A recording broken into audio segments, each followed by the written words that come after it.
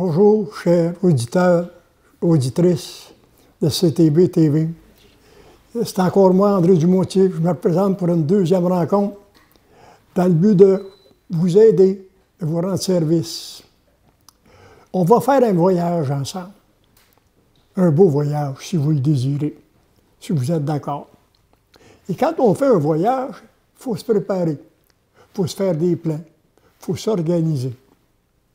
Ce voyage-là, c'est un voyage pour atteindre la santé mentale et physique, et puis aussi apprendre à se connaître davantage, savoir vraiment qui nous sommes, quelles sont nos capacités, nos talents, jusqu'où ça peut aller.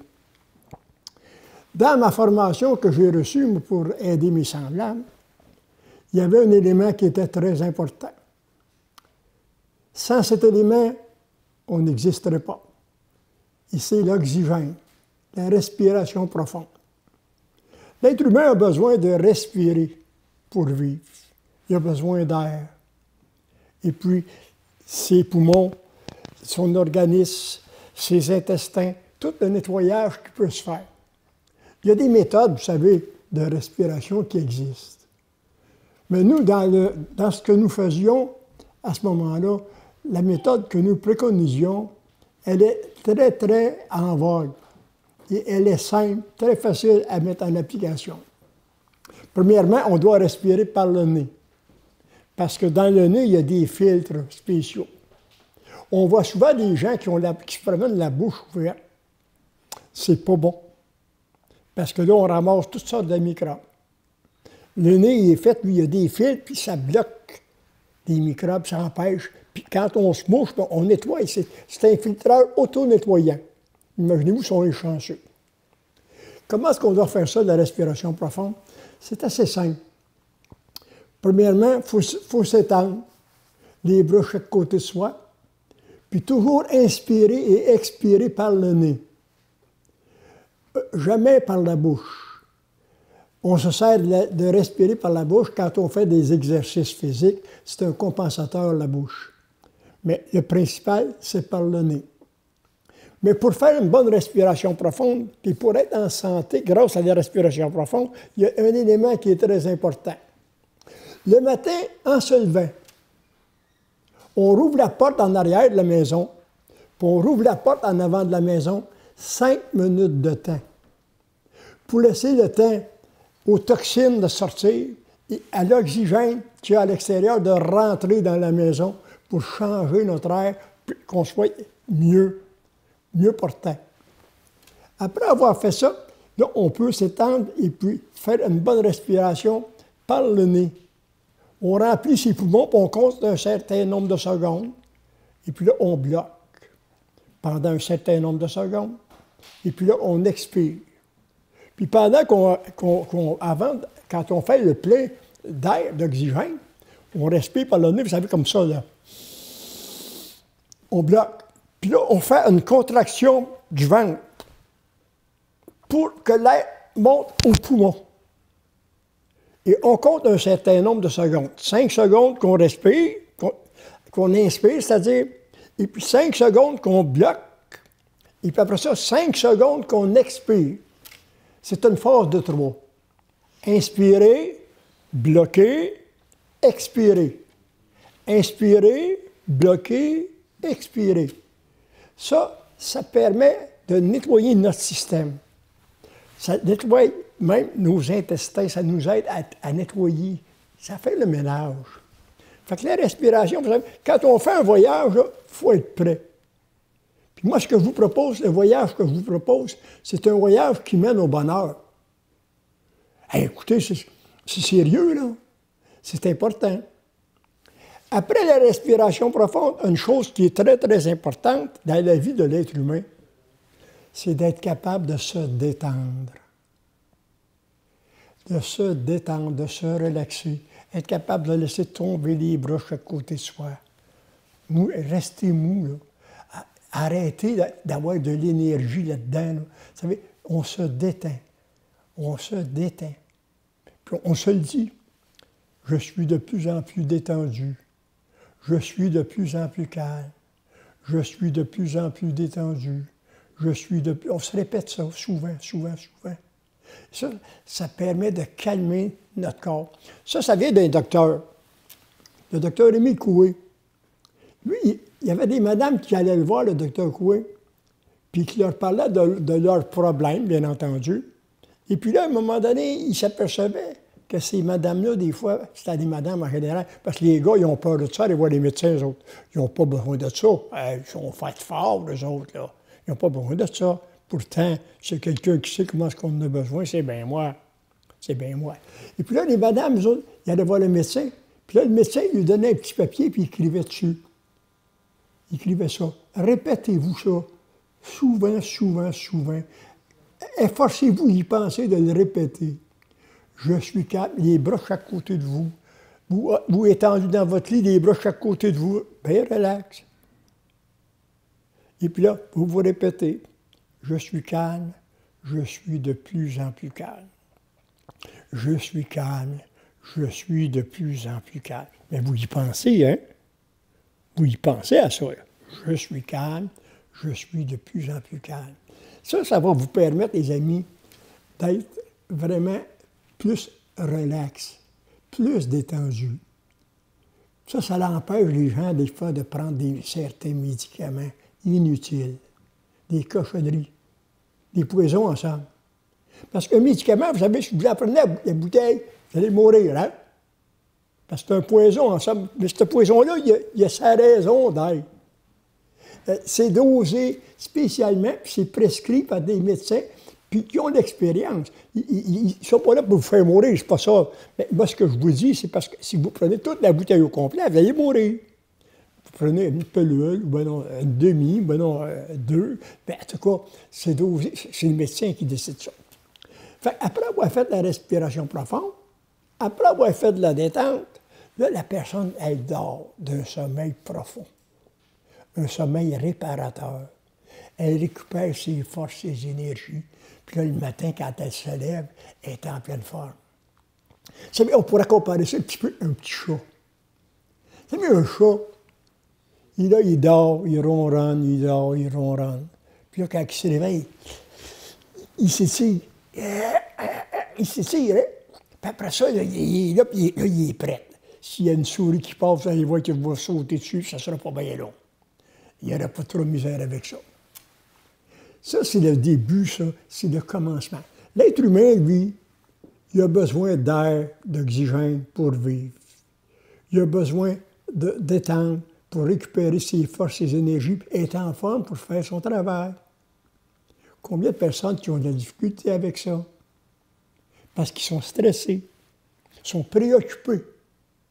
Ils devraient être occupés et non préoccupés. Parce qu'on le dit, les gens occupés n'ont pas le temps de broyer du noir. Les gens occupés, ils n'ont pas le temps de broyer du noir. Vous savez, les mères de famille, vous souvenez-vous anciennement? Moi, j'appelle ça dans le bon vieux temps. Je suis de cette catégorie-là, un petit peu en arrière, là, mais proche. Puis je me souviens de ça. Comment est-ce que c'est que c'était? Les mères... Moi, ma mère avait 11 enfants. Donc, je suis le dernier. Moi, j'ai ramassé tout ce qu'il y avait de meilleur en dernier, là. Il y avait 11 enfants. Et ces enfants-là, eux autres, ils s'entraidaient entre eux autres. Vous savez, il y avait toute une gang, une catégorie. Et puis là, ces enfants-là, eux autres, ils occupaient la mère. La mère, elle travaillait. Moi, je me souviens que ma mère, je n'ai jamais entendu chialer, rouspéter. Elle était toujours de bonne humeur. Elle faisait tout le temps attention à ses enfants. Elle les nourrissait bien, elle les habillait, elle les reprisait. Dans ce temps-là, c'était la mode, là. À ce temps, c'est du nœud. Et là, les gens disent hey, ça coûte cher. Ben oui, quand tu passes ton temps à voir rien que juste du neuf, ça coûte cher, c'est certain. Mais dans ce temps-là, ma mère, moi, elle tricotait des bas. J'en ai encore chez nous. J'en ai à refriser, j'en ai à réparer. Et puis, c'est ça, quand je touche à ça, là, je suis avec ma mère. Même si elle n'est plus là, je suis avec ma mère. Ça me donne de la joie de vivre. Ça me rend heureux. Vous savez, à la première émission, je vous en parlais de l'importance d'être heureux. d'avoir de la joie de vivre, d'être en harmonie. Hein? Aimer la société, aimer les gens en général. Ça, c'est de l'équilibre parfait. Ça.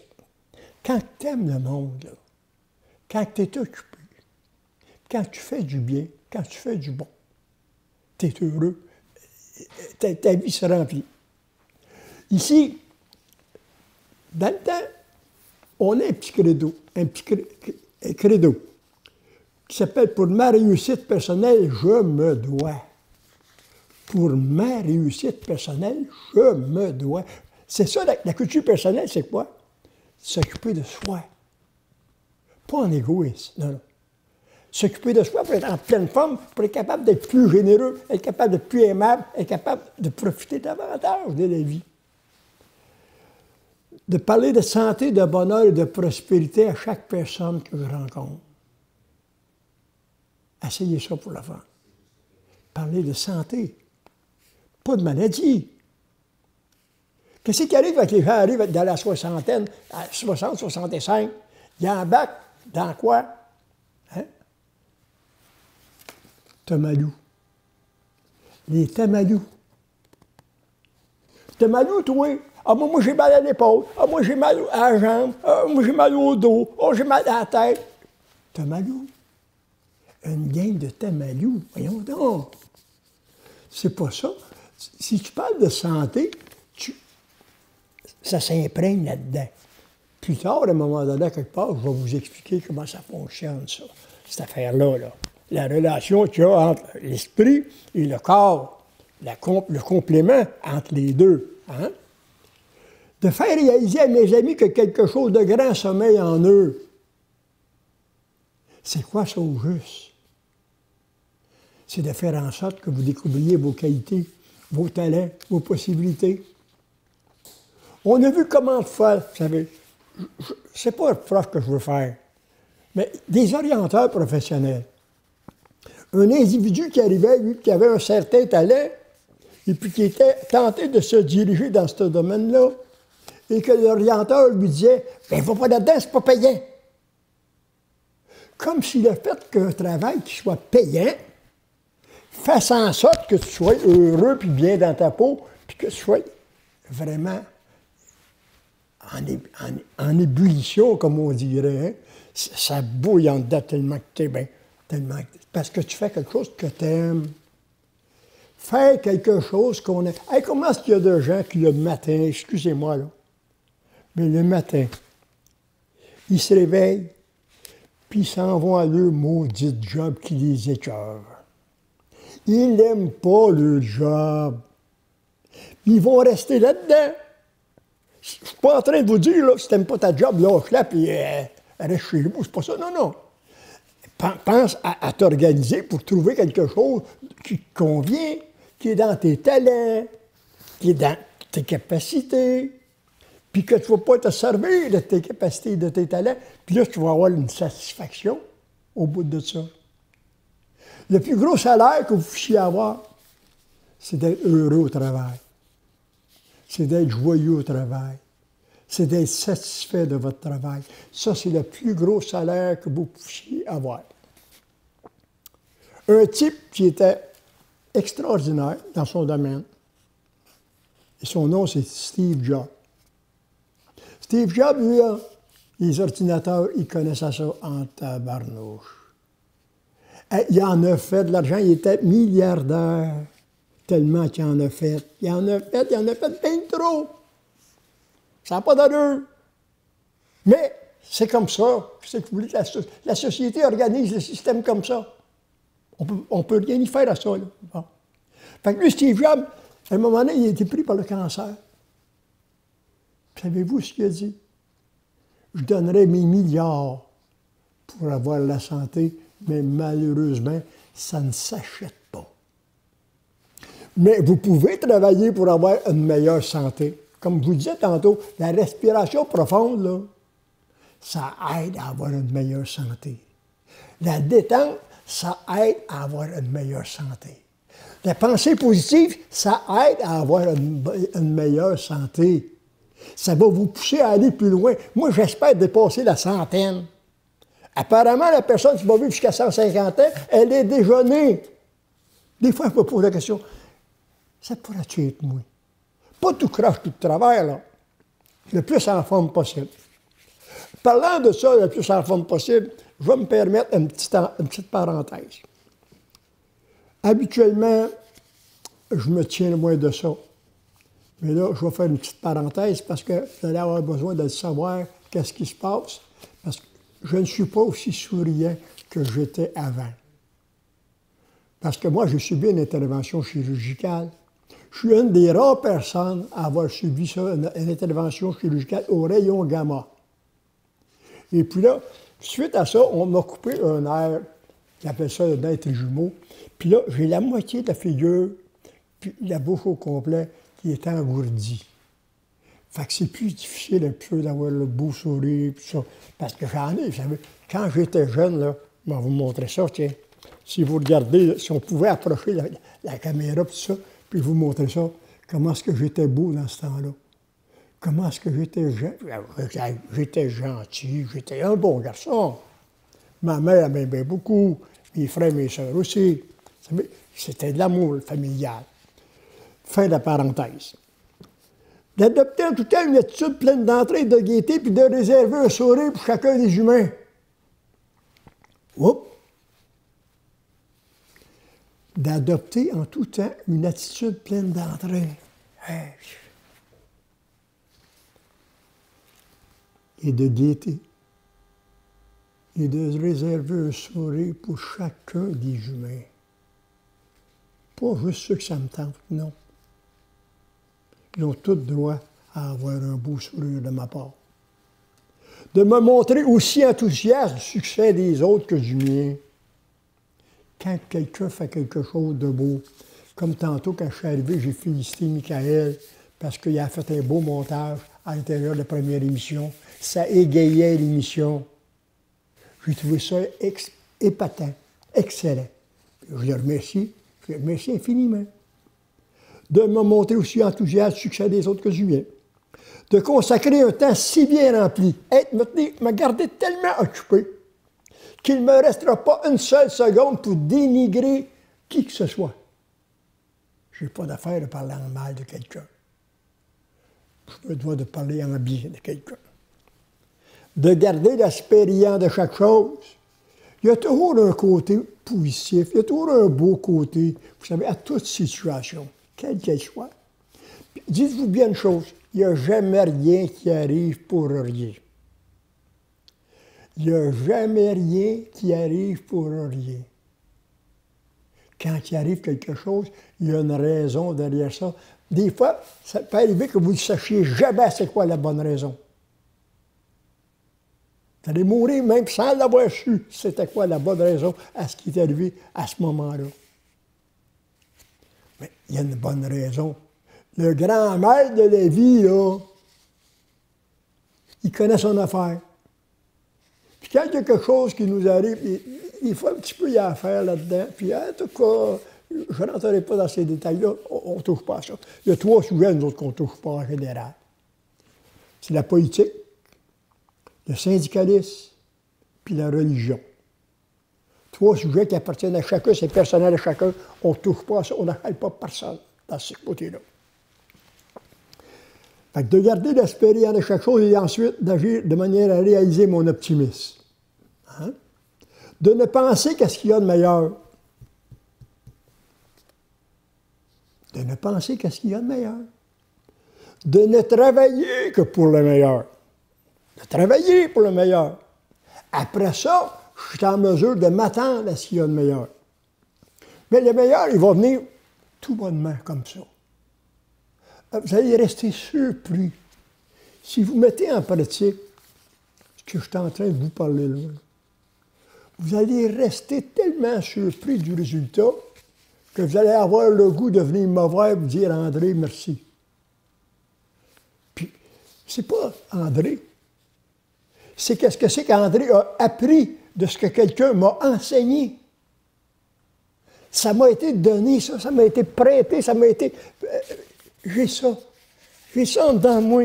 Je ne peux pas regarder ça pour moi, ça serait égoïste de ma part. C'est pour ça que je suis ici, pour vous partager ces belles choses-là. Ça, on appelle ça un credo. Pour ma réussite personnelle, je me dois. Les amis, dans le voyage que nous allons faire, à un moment donné, je vais vous expliquer comment ça fonctionne. Quelle est la relation entre votre esprit et votre corps? Comment ça se passe? Je peux vous dire à l'instant même que tout, sans aucune espèce d'exception, ce que vous avez vécu depuis que vous êtes sorti, que vous avez pris votre première respiration, je pourrais dire avant, mais on ne touche pas avant. À partir de votre première respiration, amené jusqu'à aujourd'hui, là, c'est tout imprimé là-dedans.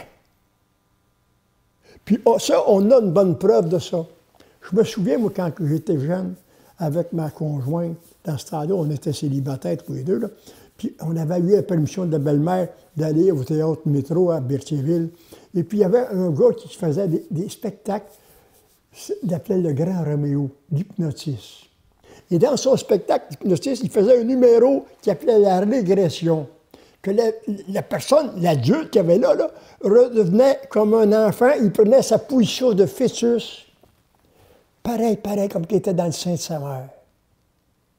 Et puis là, il faisait revenir au monde. Puis là, il donnait une petite tape sur la fesse, puis il pleurait le même pleur exactement que quand il est venu au monde. Puis il y avait une mère, au moment que son garçon était là, puis quand il lui a donné une petite tape, elle dit, c'est donc pareil, c'est drôle, je le reconnais, je m'en rappelle comme si c'était hier. Parce que ça, une mère, quand elle met un enfant au monde, elle s'en rappelle toute sa vie. Parce qu'il était lié à elle par le cordon.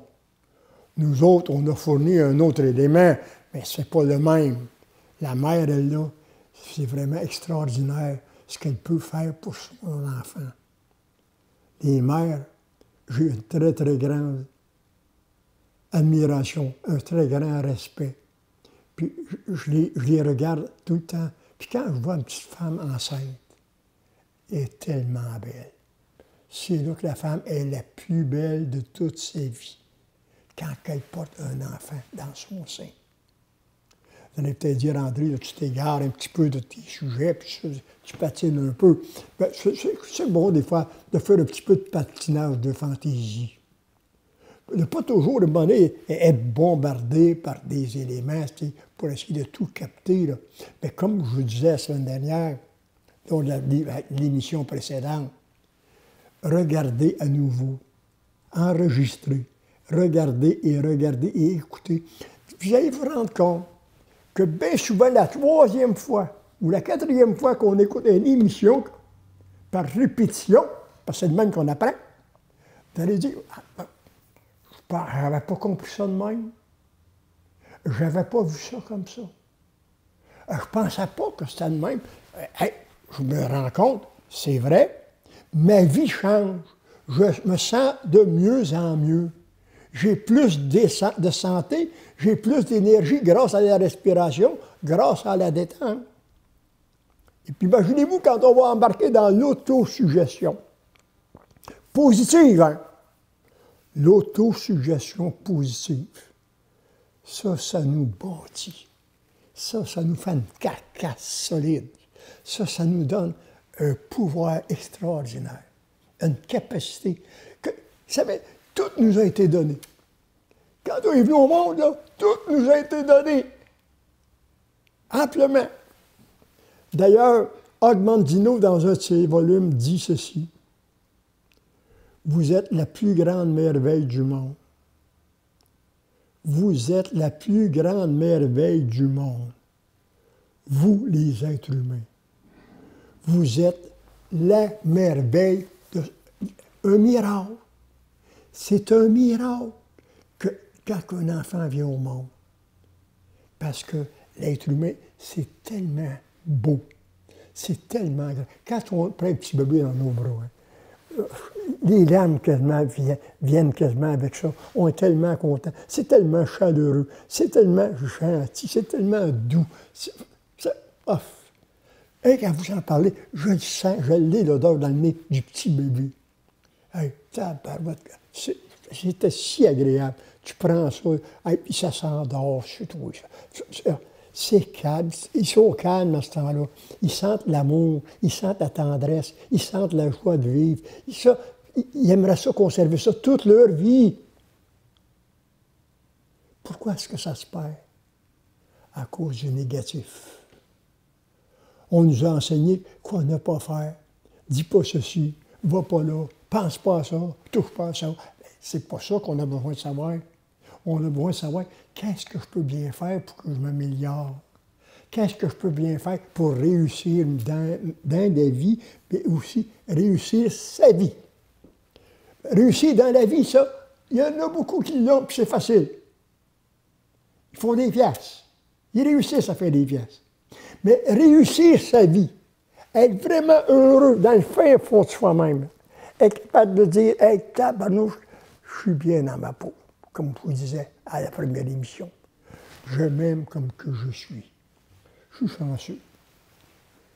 Vous êtes chanceux, vous autres, qui m'écoutez, d'entendre ces paroles-là. Ça va peut-être mettre un baume sur vos douleurs. Ça va les éliminer. Ils vont s'en aller. Ils vont s'en aller. On va penser santé, on va penser bonheur, on va penser prospérité, on va penser joie de vivre. On va avancer, on va progresser dans notre voyage. Pareil comme si on allait visiter le monde entier. Parce que vous êtes des fervents. Si vous écoutez, c'est parce que vous êtes des fervents. Parce que vous avez la capacité de comprendre, d'analyser. Puis s'il y a quelque chose qui n'est pas à votre goût, laissez-les passer pour d'autres. Comme qu'on disait, dans le temps, quand je donnais des cours, je le disais aux gens, hey, prenez pas tout, vous, là. Prenez pas tout, madame. Prenez pas tout, monsieur, là. Laissez-en pour les autres. Laissez-en un petit peu pour les autres. Soyez pas égoïstes, partagez. Sur ça, mes amis, je veux vous dire au revoir et merci de prendre le temps d'écouter ce que j'ai à vous dire. L'aide que je vous apporte vient directement de mon cœur. C'est de l'amour que je vous donne. Et cet amour-là, transmettez-le à d'autres. Transmettez-le. Faites en sorte que d'autres personnes puissent écouter cette émission-là, puissent être capables, être à même de pouvoir profiter eux aussi. Vous savez, moi aussi, j'ai appris, là. Quelqu'un m'a parlé comme ça, moi, à un moment là, quelque part, c'est là que j'ai appris. Fait qu'en terminant, je vous embrasse bien fort, puis je vous dis, soyez le plus heureux possible. Respirez et détendez-vous. Au revoir. À la prochaine.